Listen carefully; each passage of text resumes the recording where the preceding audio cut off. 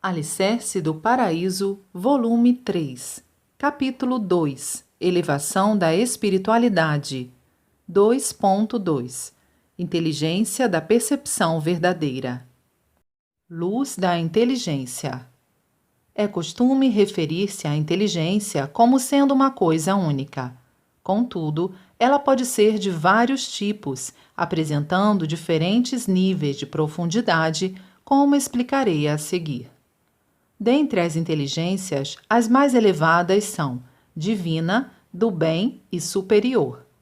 Para alcançá-las, é preciso praticar fervorosamente a fé, porque tais inteligências só afloram a partir do sentimento puro e correto que admite a existência de Deus. Portanto, se todo empenho e conduta forem embasados na inteligência do bem, tudo correrá satisfatoriamente e a verdadeira felicidade será alcançada. Em contraposição, estão as inteligências oriundas do mal, como a ardilosa, a astuta, a maligna, entre outras. Todos os criminosos possuem esses tipos de inteligência e os que cometem crimes intelectuais, como os golpistas, são os mais destacados. Assim, muitos dos heróis da história e dos que foram temporariamente bem-sucedidos eram nada mais do que possuidores, em larga escala, dessas inteligências do mal. É interessante notar que quanto mais a inteligência for do bem, mais profunda ela é, e quanto mais for do mal, mais superficial ela se mostra. Isto pode ser comprovado claramente na história dos malfeitores desde as épocas remotas até hoje. Apesar de acharem que arquitetaram seus planos com perfeição, na prática sempre contém alguma falha que se torna o motivo do fracasso e acabam sendo descobertos. Por conseguinte, se o ser humano almeja a prosperidade duradoura e não apenas temporária, é necessária a atuação da inteligência profunda. E esta aflora proporcionalmente à intensidade do Makoto. Portanto, é imprescindível ser uma pessoa de fé correta. Se compreenderem essa lógica, fica fácil verificar a causa dos males sociais da atualidade. Isso se deve à superficialidade do pensamento do homem contemporâneo, observada, por exemplo, nos políticos de visão limitada, que só depois de ocorrido um problema é que se apressam para tomar providências. Esse ponto é muito semelhante ao tratamento sintomático da medicina. Ora, todo problema surge porque existe uma causa e, de forma alguma, acontece por acaso. Com inteligência superficial, não se conseguem antever as coisas, o que torna impossível estabelecer uma estratégia efetiva. Assemelha-se aos jogos de tabuleiro, como damas e xadrez, nos quais o jogador experiente ganha a partida porque enxerga muitos lances subsequentes, e o inexperiente, obviamente, é derrotado porque não os prevê. Nesse sentido, o ser humano deve conscientizar-se de que, se não cultivar a inteligência do bem e não houver a atuação da inteligência superior, nada ocorrerá com êxito. Deve igualmente saber que a fé é o único meio para cultivá-las. Em 30 de janeiro de 1950. A expressão saber das coisas. Título anterior: O saber das coisas. Como é profunda e sutil a expressão saber das coisas. Talvez não exista algo equivalente em outro idioma. Como sua interpretação é muito difícil, vou tentar esclarecê-la da melhor maneira possível. Esmiuçando seu significado, pode-se dizer que ela tem o sentido de experimentar, aprofundar e captar a essência das coisas que existem no mundo e depois expressá-la de alguma forma. Por exemplo, diante de um problema, procura-se descobrir o ponto vital avaliando as possíveis consequências de determinada ação. Ao contrário disso, aquele que não tem percepção nem sabedoria costuma argumentar de forma imatura e infantil que agem consequentemente sem se incomodar com a censura e o desprezo dos demais. Normalmente, é taxado de imaturo, mimado ou grosseiro. Existe, igualmente, a palavra erudito para designar quem possui vasto conhecimento no campo cultural. É muito grande o número de pessoas que não possuem sabedoria, como os políticos da atualidade, que fazem alarde sobre questões insignificantes sem se darem conta de que são recriminados pelos mais esclarecidos. Portanto, seu comportamento nada mais é do que a demonstração da própria pequenez. Pessoas assim são prisioneiras da visão shoujo e estão constantemente empenhadas na autopromoção. É devido às ações dessas criaturas medíocres que a eficiência e a credibilidade do Congresso Nacional são sempre prejudicadas. Em outras palavras, são ignorantes. Certamente é pela existência do grande número de políticos dessa natureza que se gastam longas horas e não se chega a conclusões e resoluções mais rapidamente nas discussões. Ao contrário, se a maioria fosse sábia, ela chegaria ao consenso rapidamente. No entanto, o problema é que pessoas sábias detestam se expor e evitam entrar em conflito com pessoas ignorantes e acabam se retraindo, mantendo-se em silêncio. Esses ignorantes se aproveitam da situação e passam a se exibir cada vez mais.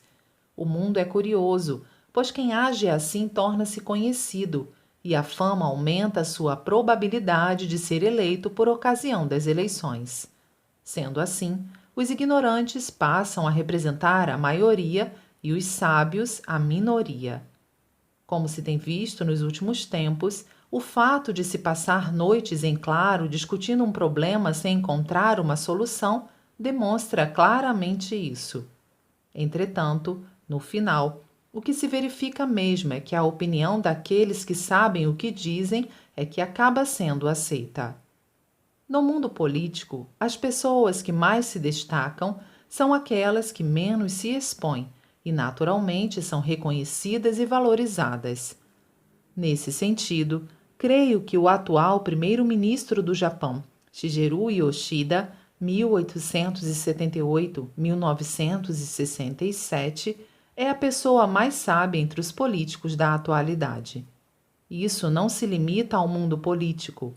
Em todos os setores da sociedade, aqueles que são considerados competentes, em sua maioria, são pessoas sensatas, o que talvez seja natural. Acima, referi-me ao aspecto intangível. A seguir, desejo falar sobre o aspecto material. Para facilitar a compreensão, acho melhor basear-me na arte, já que muitos dos sábios são grandes personalidades dotadas de extraordinário senso estético.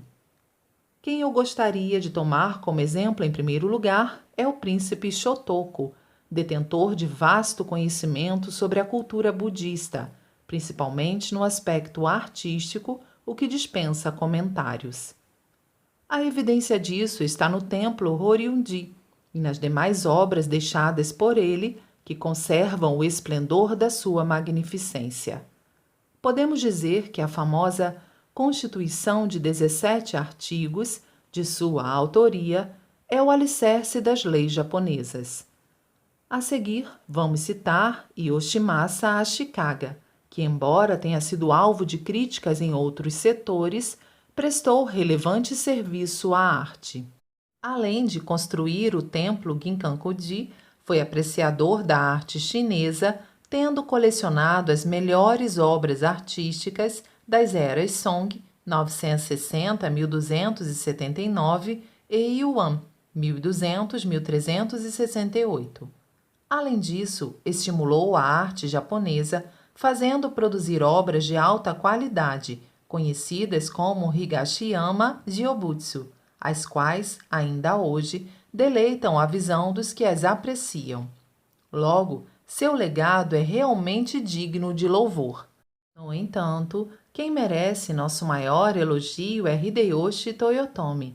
Por um lado, Ele possibilitou o surgimento da exuberante arte e cultura do período Momoyama, 1573-1603. Por outro, foi o grande incentivador da cerimônia do chá como arte que prima o senso do wabi. É notável o fato de Hideyoshi ter incentivado o talento de Senno Rikyu, cuja maravilhosa contribuição foi a consolidação do caminho do chá, que até então era pouco desenvolvido. Graças a tudo isso, naquela época, houve um rápido desenvolvimento da cultura e da arte e o surgimento sucessivo de gênios e de grandes mestres. Entre eles estão Ensho Kobori e Chojiro. Este, da mesma forma que Yoshimasa, colecionou, além de obras japonesas e chinesas, os objetos artísticos da dinastia Joseon, da Coreia, 1392-1897. Também é seu mérito ter dado um novo impulso à cerâmica no Japão. Não podemos deixar passar despercebida a existência de Koetsu Honami. Ele foi pintor e calígrafo notável, introdutor de inovações no makie, na fabricação de cerâmica araku, etc. Possuía originalidade e versatilidade em todas as artes, o que o tornava insuperável. Um grande legado seu foi ter influenciado, 100 anos após o falecimento, Korin Ogata, expoente máximo da pintura no Japão, algo que talvez nem Koetsu pudesse ter imaginado. Ogata tornou-se um grande admirador do já falecido Koetsu, superou e se tornou um grande mestre das artes. Também não podemos esquecer os ceramistas Ninsei no Nomura e Kenzan Ogata. Nessa mesma linha, surgiu também Hoitsu Sakai, outro extraordinário artista. Outro fato a destacar em Hideyoshi é que desde a juventude ele manifestou interesse pela arte e colecionou obras-primas, embora fosse de uma família de camponeses. Normalmente, pensa-se que para se atingir a sabedoria seja necessário um grande esforço e condições de vida acima da classe média. Hideyoshi, no entanto, veio de uma classe mais baixa e viveu a maior parte do tempo em campos de batalha, e não se sabe nem onde nem quando ele obteve aquele vasto aprendizado. Por conseguinte, podemos dizer que ele é, de fato, uma personalidade de rara grandeza. No campo da literatura, Saijo se sobressai como poeta de waka e Basho como poeta de haikai. As obras destes dois expoentes demonstram ter sido criadas por quem realmente tem grande sabedoria e percepção. Os poemas representativos de Saijo e de Basho, que se seguem, estão sempre presentes em minha mente. Poema Waka de Saijo. No crepúsculo de outono, uma narceja de pé no pântano. A solidão envolve até um coração indiferente. Poema Haikai de Basho. Ah, que serenidade! O canto das cigarras penetra nas pedras. Há ainda uma pessoa de sabedoria que também merece ser lembrada, Matsudaira, que foi senhor feudal da região de Unshu, conhecido como precursor da escola de chá Fumai. Ele colecionou grande quantidade de utensílios de chá, impedindo sua dispersão. Impulsionou a cerimônia do chá, que se encontrava em decadência e é digno de todo o nosso respeito. Entre aqueles que possuem sabedoria na época moderna, eu citaria o ator Danjuro Ichikawa, sobre quem já escrevi detalhadamente em outra publicação. Apresentei, em linhas gerais, algumas das pessoas de sabedoria mais representativas. São pessoas cultas no mais alto grau, e nem é preciso dizer o quanto seu legado contribuiu para alimentar a alma, desenvolver o bom gosto e enobrecer os sentimentos das gerações posteriores. Naturalmente, todos sabem que as invenções, as descobertas e a evolução do conhecimento contribuíram para a cultura da humanidade, mas creio que também seja necessário reavaliar o quanto o legado das pessoas de sabedoria contribuiu para a cultura ao longo do tempo. Em 15 de agosto de 1950. As 5 inteligências. Apesar de se dizer simplesmente inteligência, há vários tipos. Em linhas gerais, existem 5 níveis. A mais elevada é a divina. Em seguida, vem a búdica, a superior, a astuta e a ardilosa, as quais denomino de 5 inteligências. A seguir, comentarei a respeito de cada uma delas. A inteligência divina é a mais elevada e não pode ser alcançada pelo ser humano comum. Trata-se da inteligência concedida por Deus a pessoas especiais que receberam dele uma importante missão. É como afirma o ditado: a inteligência é humana quando o conhecimento é aprendido. Quando não é aprendido, a inteligência é divina. A inteligência búdica é conhecida também como o poder da inteligência de Canon. Ela é semelhante à inteligência divina, sendo que é de natureza búdica. Se considerarmos a inteligência divina como de caráter masculino, a búdica seria de caráter feminino. Acho isso interessante, pois o radical desse ideograma búdica significa mulher. A inteligência superior é aquela manifestada pelas pessoas sábias. No budismo, denomina-se Chieshokaku. Entretanto, no mundo atual, é ínfimo o número de pessoas dotadas dessa inteligência. Nem é preciso dizer que a causa são os maus pensamentos, que dificultam o correto discernimento das coisas. Por exemplo, não só os políticos, mas também os intelectuais da atualidade, ao realizarem uma reunião, mesmo no caso de pequenas questões, só conseguem chegar a uma conclusão após muitos participantes gastarem longas horas de discussão. Quando se trata de um problema um pouco mais complexo, dezenas de pessoas passam a debatê-lo por várias horas, durante dias e dias, muitas vezes sem chegar a uma conclusão. Isso prova a lentidão mental dessas pessoas. Sabemos, pois, que todo problema só apresenta uma solução. Jamais haverá mais de uma. Como é lamentável ver tantos cérebros levando vários dias para encontrar a solução de um problema. A causa disso é a escassez de inteligência superior. A escassez de inteligência superior se dá porque o cérebro se encontra nublado. O cérebro acha-se nublado porque isso é causado pelos pensamentos malignos. E os pensamentos malignos são decorrentes da devoção ao materialismo. A devoção ao materialismo provém do não reconhecimento da existência de Deus.